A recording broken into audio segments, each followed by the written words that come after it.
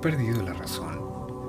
Lo que pasó, lo que vi anoche, es tan extraño que cuando pienso en ello pierdo la cabeza.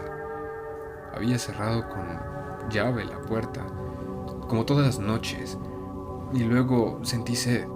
Bebí medio vaso de agua y observé distraídamente que la botella estaba llena. Me acosté enseguida y caí en uno de mis espantosos sueños, del cual pude salir cerca de las 2 horas después con una sacudida más horrible aún.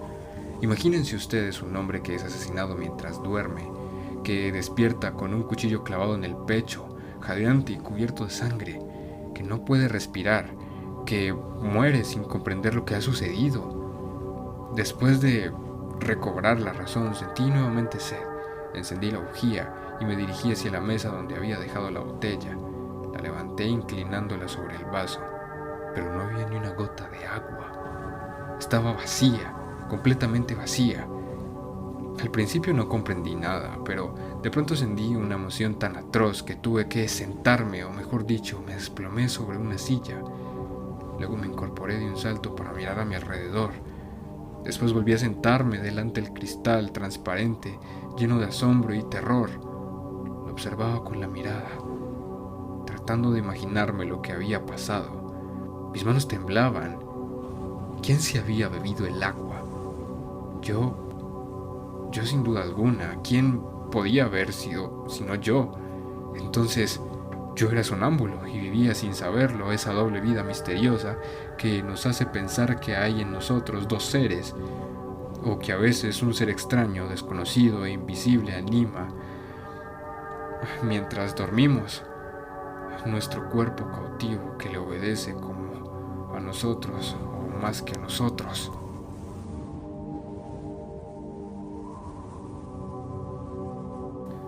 París. Estos últimos días había perdido la cabeza. Tal vez he sido juguete de mi enervada imaginación, salvo que yo sea realmente sonámbulo o que haya sufrido una de esas influencias comprobadas, pero hasta ahora inexplicables, que se llaman sugestiones. De todos modos, mi extravío rayaba en la demencia, y han bastado 24 horas en París para recobrar la cordura. Ayer, después de paseos y visitas que me han renovado y vivificado el alma, terminé el día en el Théâtre Français. Representabas una pieza de Alejandro Dumas hijo. Este autor vivaz y pujante ha terminado de curarme. Es evidente que la soledad resulta peligrosa para las mentes que piensan demasiado. Necesitamos ver a nuestro alrededor a hombres que piensen y hablen. Cuando permanecemos solos durante mucho tiempo, poblamos de fantasías el vacío. Regresé muy contento al hotel, caminando por el centro. Al codearme con la multitud, pensé, no sin ironía, en mis terrores y suposiciones de la semana pasada, pues creí que un ser invisible vivía bajo mi techo. Fiesta de la República. He paseado por las calles. Los cohetes y banderas me divirtieron como a un niño. Sin embargo, me parece una tontería ponerse contento un día determinado por decreto del gobierno. El pueblo es un rebaño de imbéciles, a veces tonto y paciente, otras feroz y rebelde. Se le dice diviértete y se divierte. Se le dice ve a combatir con tu vecino y va a combatir. Se le dice vota por el emperador y vota por el emperador. Después vota por la república y vota por la república. Los que lo dirigen son igualmente tontos, pero en lugar de obedecer a hombres, se atienen a principios, que por lo mismo son principios que solo pueden ser necios, estériles y falsos, es decir, ideas consideradas ciertas e inmutables. Tan luego en este mundo donde nada es seguro y donde la luz y el sonido son ilusorios.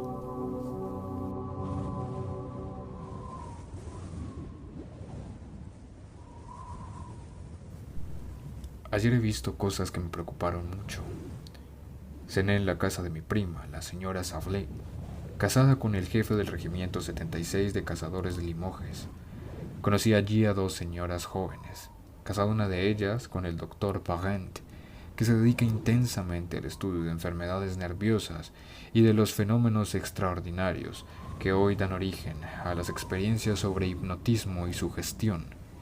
Nos refirió detalladamente los prodigiosos resultados obtenidos por los sabios ingleses y por los médicos de la escuela de Nancy. Los hechos que expuso me parecieron tan extraños que manifesté mi incredulidad. Estamos a punto de descubrir uno de los más importantes secretos de la naturaleza, decía el doctor Parent, es decir, uno de sus más importantes secretos aquí en la Tierra, puesto que hay evidentemente otros secretos importantes en las estrellas, desde que el hombre piensa, desde que aprendió a expresar y a escribir su pensamiento, se siente tocado por un misterio impenetrable para sus sentidos, groseros e imperfectos, y trata de suplir la impotencia de dichos sentidos mediante el esfuerzo de su inteligencia.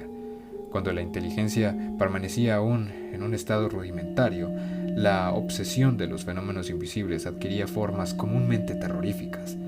De ahí a las creencias populares sobre lo sobrenatural, las leyendas de las almas en pena, las hadas, los gnomos y los aparecidos.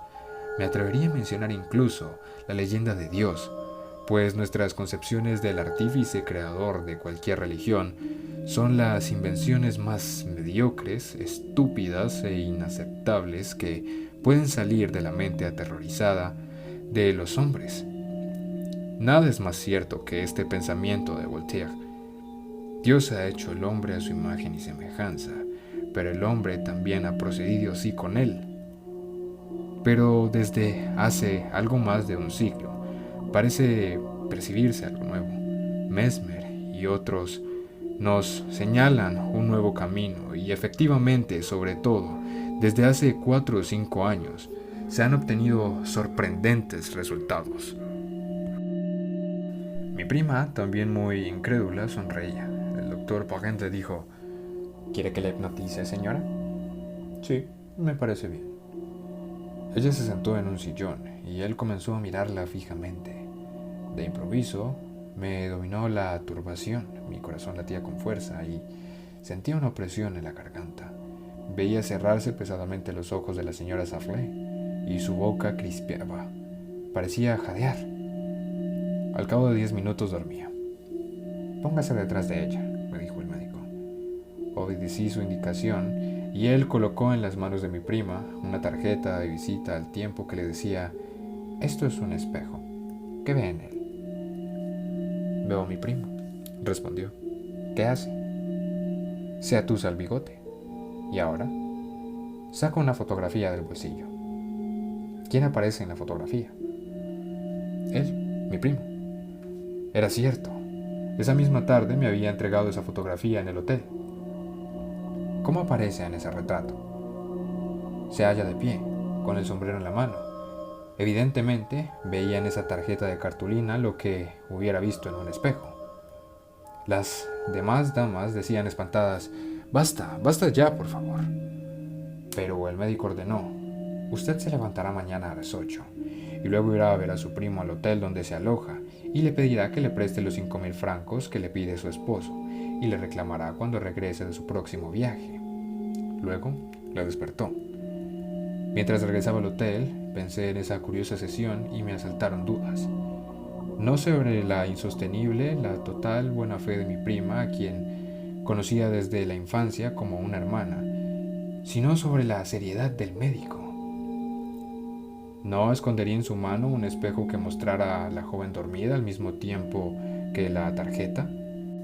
Los prestidigitadores profesionales hacen cosas semejantes. No bien regresé y me acosté. Pero a las 8:30 de la mañana me despertó mi sirviente y me dijo: la señora Sablé quiere hablar de inmediato con el señor. Me vestí deprisa y la hice pasar, sentándose muy turbada, y me dijo sin levantar la mirada ni quitarse el velo: querido primo, tengo que pedirle un gran favor. ¿De qué se trata, prima? Me cuesta mucho decirlo, pero no tengo más remedio. Necesito urgentemente 5.000 francos. ¿Pero cómo? ¿Tan luego usted? Sí, yo, o mejor dicho, mi esposo, que me ha encargado conseguirlos. Me quedé tan asombrado que apenas podía balbucear mis respuestas. Pensaba que ella y el doctor Parent se estaban burlando de mí, y que eso podía ser una mera farsa preparada de antemano y representada a la perfección. Pero todas mis dudas se disiparon cuando la observé con atención. Temblaba de angustia. Evidentemente, esta gestión le resultaba muy penosa y advertí que apenas podía reprimir el llanto. Sabía que era muy rica y le dije: «¿Pero cómo es posible que su esposo no disponga de 5.000 francos? Reflexione, ¿está segura que le ha encargado pedírmelos a mí?» Vaciló durante unos segundos, como si le costara mucho recordar, y luego respondió: Sí, estoy segura. ¿Le ha escrito? Vaciló otra vez y volvió a pensar. Advertí el penoso esfuerzo de su mente. No sabía, solo recordaba que debía pedirme ese préstamo para su esposo. Por consiguiente, se decidió a mentir. Sí, me escribió. ¿Cuándo? Ayer no me dijo nada. Recibí su carta esta mañana. ¿Puedo enseñármela? No. Contenía cosas íntimas, demasiado personales, y la he quemado. Así que su marido tiene deudas. Vaciló una vez más y luego murmuró: No lo sé.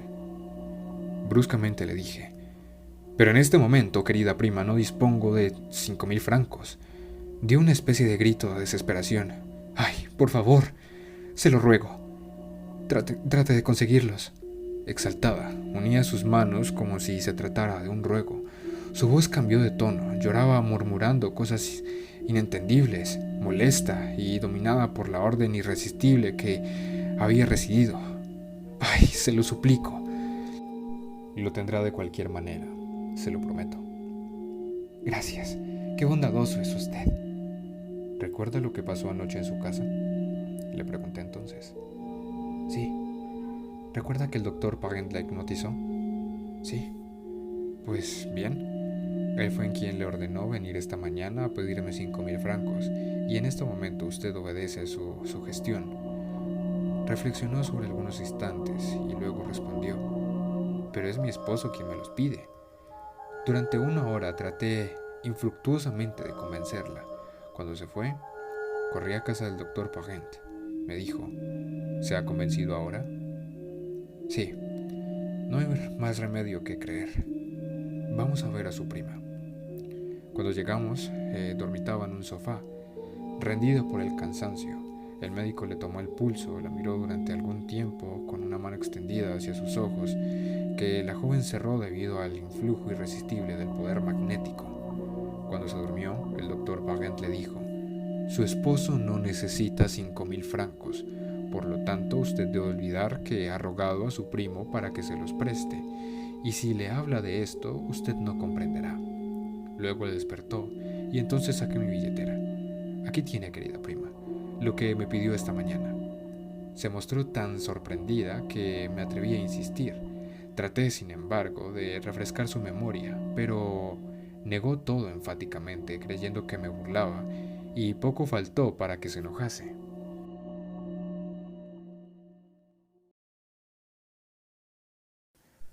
Volví hace un par de días, pero hay algunos problemas. Entre mis criados hay altercados. Aseguran que alguien rompe los vasos en los armarios por la noche. El sirviente acusa a la cocinera y ésta a la lavandera, quien a su vez acusa a los dos primeros. ¿Quién es el culpable? El tiempo lo dirá.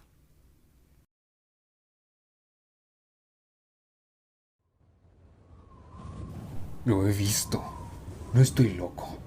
Lo he visto. Ya no tengo la menor duda. Lo he visto. Aún siento frío hasta en las uñas. El miedo me penetra hasta la médula. Lo vi. A las 2 de la tarde me paseaba en pleno sol por mi rosedal. Caminaba por el sendero de rosales de otoño que comenzaban a florecer. Me detuve a observar un hermoso ejemplar de Jean de Bataille, que tenía 3 flores magníficas, y vi entonces con toda claridad cerca de mí que el tallo de una de las rosas se doblaba como movido por una mano invisible. Luego vi que se quebraba como si la misma mano lo cortase. Luego la flor se elevó siguiendo la curva que habría escrito un brazo al llevarla hacia una boca, y permaneció suspendida en el aire transparente, muy sola, inmóvil, como una pavorosa mancha a 3 pasos de mí. Azorado me arrojé sobre ella para tomarla, pero no pude hacerlo, había desaparecido. Sentí entonces rabia contra mí mismo. pues no es posible que una persona razonable tenga semejantes alucinaciones. Pero, ¿eran realmente alucinaciones? Volví hacia el rosal para buscar el tallo cortado e inmediatamente lo encontré, recién cortado, entre las dos rosas que permanecían en la rama. Regresé entonces a casa con la mente alterada. En efecto, ahora estoy convencido, seguro como de la alternancia de los días y las noches, de que existe cerca de mí un ser invisible que se alimenta de leche y agua, que puede tocar las cosas, tomarlas, cambiarlas de lugar, dotado por consiguiente de un cuerpo material, aunque imperceptible para nuestros sentidos, y que habita en mi casa, como yo. Dormí tranquilamente. Se ha bebido el agua de la botella, pero no perturbó mi sueño. Me pregunto si estoy loco. Cuando a veces me paseo a pleno sol, a lo largo de la costa, he dudado sobre mi razón. No son ya dudas inciertas como las que he tenido hasta ahora, son dudas precisas, absolutas. He visto locos, he conocido a algunos que seguían siendo inteligentes, lúcidos y sagaces en todas las cosas de la vida, menos en un punto. Hablaban de todo con claridad, facilidad y profundidad, pero de pronto su pensamiento chocaba contra el escollo de la locura y se hacía pedazos. Volaba en fragmentos y se hundía en ese océano siniestro y furioso llamado demencia. Ciertamente estaría convencido de mi locura, si no tuviera perfecta conciencia de mi estado al examinarlo con toda lucidez. En suma, yo solo sería un alucinado que razona. Se habría producido en mi mente uno de esos trastornos que hoy tratan de estudiar y precisar los fisiólogos modernos, y dicho trastorno habría provocado en mí una profunda ruptura en lo que referente al orden y a la lógica de las ideas. Fenómenos semejantes se producen en el sueño, que nos muestra las fantasmagóricas más inverosímiles, sin que ello nos sorprenda, porque mientras duerme el aparato verificador, el sentido del control, la facultad imaginativa vigila y trabaja. ¿Acaso ha dejado de funcionar en mí una de las imperceptibles teclas del teclado cerebral? Hay hombres que a raíz de accidentes pierden la memoria de los nombres propios, de las cifras o solamente de las fechas. Hoy se ha comprobado la localización de todas las partes del pensamiento. No puede sorprender entonces que en este momento se haya disminuido mi facultad de controlar la irrealidad de ciertas alucinaciones. Pensaba en todo ello mientras caminaba por la orilla del río. El sol iluminaba el agua, sus rayos embellecían la tierra y llenaban mis ojos de amor por la vida, por las golondrinas, cuya agilidad construye para mí un motivo de alegría, por las hierbas que a la orilla de cuyo estremecimiento es un placer para mis oídos. Sin embargo, paulatinamente me invadía un malestar inexplicable.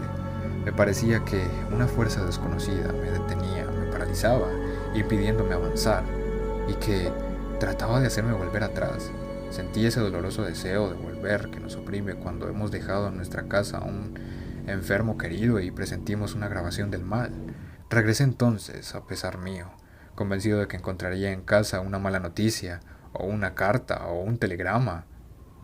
Nada de eso había, y me quedé más sorprendido e inquieto aún que si hubiese tenido una nueva visión fantástica.